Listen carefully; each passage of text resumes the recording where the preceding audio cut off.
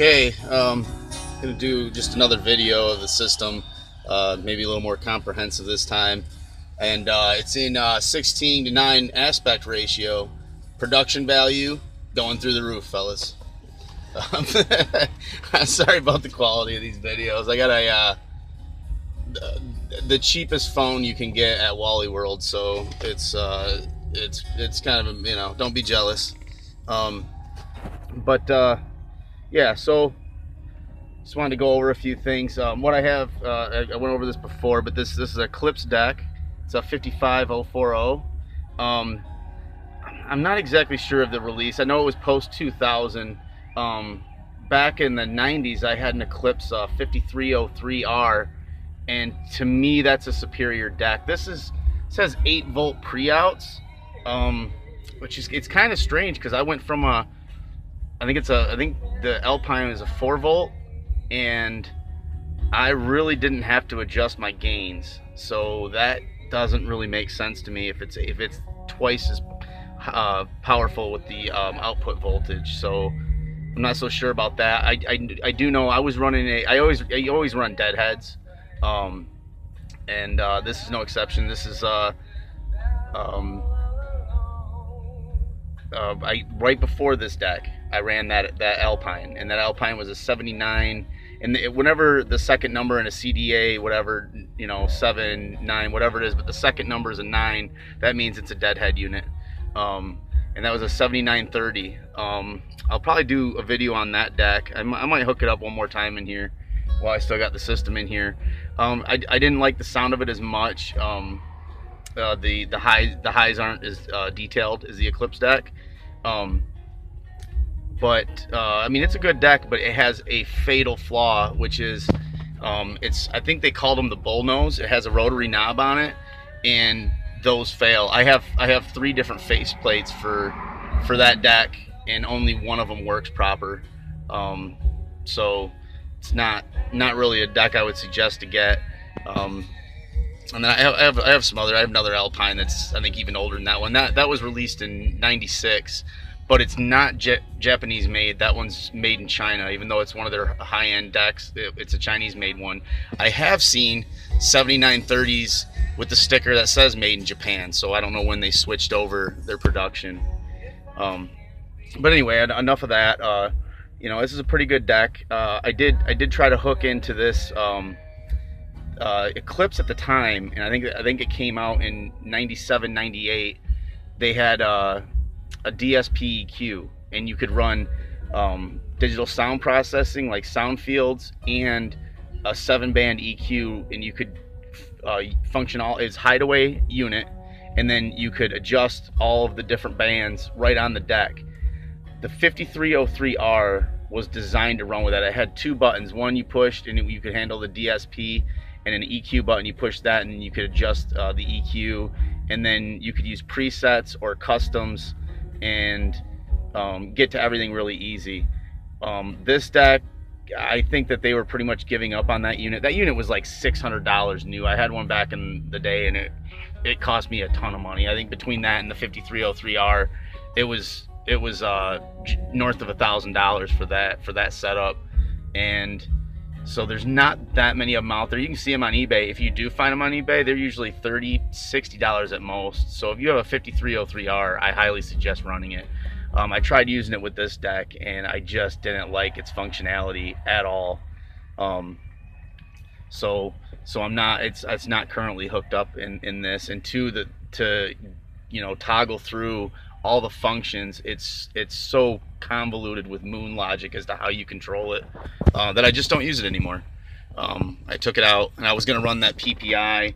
Unfortunately, that PPI is an older, I forget the model number on that, but it's an older one with the DIN plugs, and the DIN plug I had for it, I pulled actually off my Orion 425, and it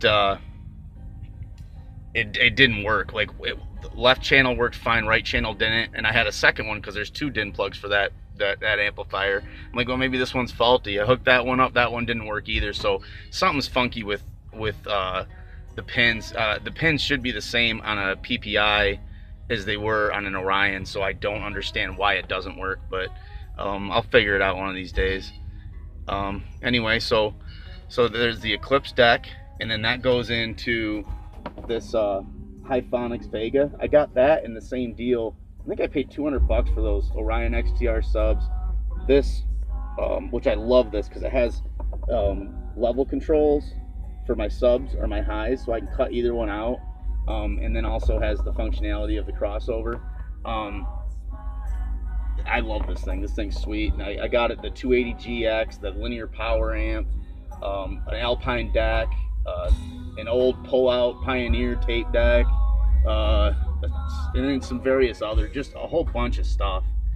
Some old wire, some old flat copper wire that I'll have to dig out and show you. It's so old though that it's starting to turn green, but it was, I mean, for the time, that must have been massive fat wire because it's huge. But anyway, and then in the doors, which you can't really see those, but my front stage is some old Lanzar CS 6.1 components, and the 6.5 has a stamped steel basket, but the motor structure on that is about as big as the actual cone. It's just huge. It's a beast of a little 6.5, especially considering its age. I want to say maybe 93, 94 at the latest. It's pretty old. The box is plain white. It's not even like Lanzar branded, other than saying CS 6.1. And then in the rear, I got some old JL Audio 6.5 component sets. The only thing about those is they're super efficient, but they don't handle a lot of power. So the 4100 is detuned big time with the gain on those. So anyway, and then we'll go to the back.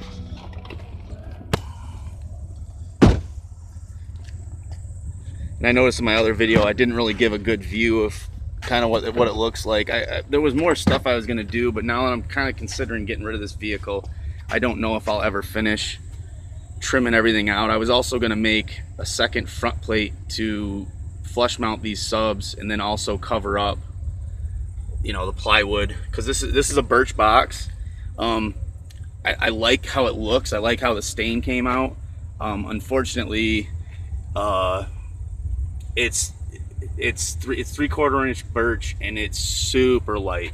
And for these subs, I mean, I went as far as to bolt them to the floor on all four sides to try and hold it down, but the top still, when these things are really pumping, it vibrates all around. And then I just had like some leftover birch, stained that with the same stain, and then attached my 2350 and 4100 that's behind the box. All my wiring is New Concepts. I like some of their product, and others I'm not a huge fan of. Their distribution blocks are really easy to use, but they got these chintzy cheap plastic covers that pop off really easy.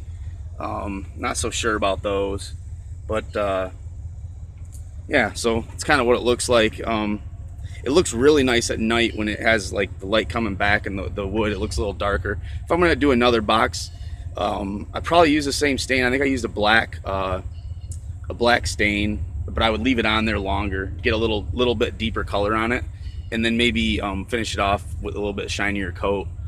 This is the stuff that you just apply it, wipe it off, and then sand it down, and then apply it. I think I did 3 coats, and it's not a 2-part, it's just a 1-part for gloss, but I think it looks pretty good. But I think this is the first box I ever built myself, so I think I can do better than next time.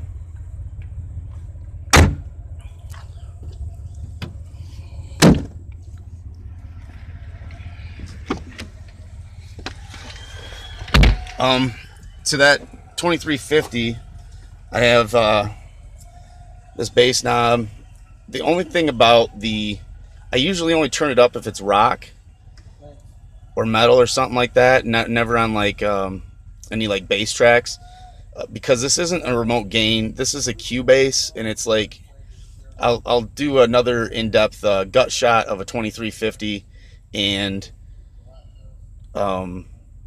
show you the end plate and how this Cubase system worked. But it's a bass boost, and I just think the more heavy you go on it, the more from natural the bass starts to sound. Kick drums seem to be okay as long as you're only giving it like a couple dB.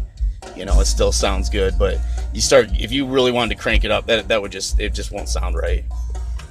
and I don't really need it because I got plenty of power and plenty of surface area on my subs where I don't really need to boost any bass. So, and unfortunately with this really horrible phone to capture audio, it's kind of hard to show you the sound. This is my favorite system I've ever hooked up. I've done several different systems, and this one's my favorite, but it's also the most comprehensive and the most I ever spent putting one together. Well, other than when I put one together new in the 90s and paid retail for my equipment, this is the most I've put into a system.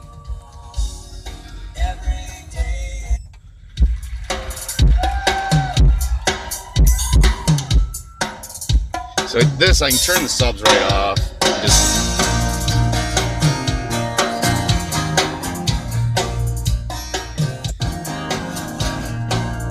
Yeah, it's skipping.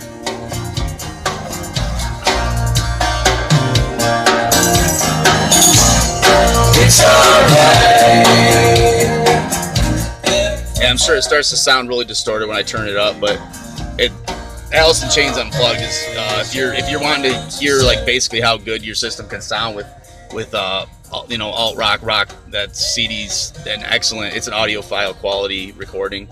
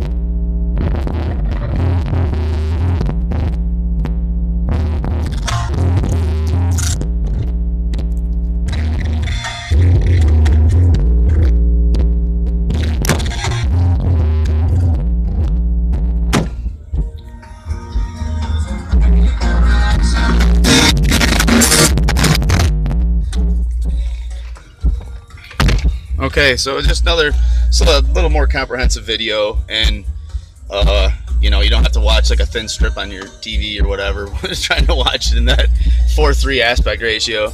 So yeah, I mean, if you guys post comments, in my other videos, I'm just trying to get some information myself and try to pass on information on what I know on some of this made in the USA old school gear. And I'd appreciate if you guys threw me information. If I'm wrong about something, correct it, because I just want correct information out there.